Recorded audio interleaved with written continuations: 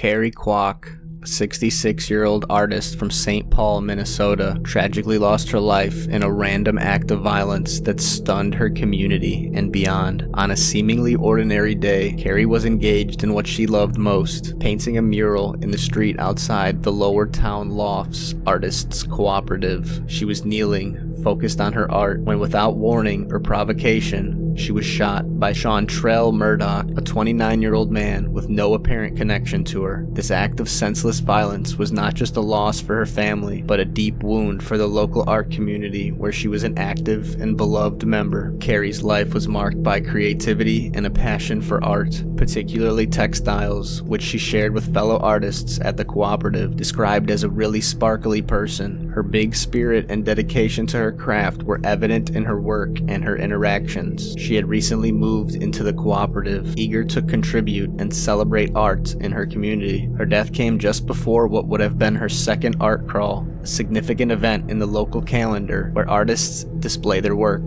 The incident sparked intense discussions and grief across various platforms, with social media posts reflecting outrage and sorrow. Many have pointed out the lack of widespread media coverage or public outcry, suggesting a narrative that such stories, especially when they involve violence against older individuals or artists, don't fit into the broader media's focus. This has led to conversations about media bias and the value placed on different lives and stories in public discourse.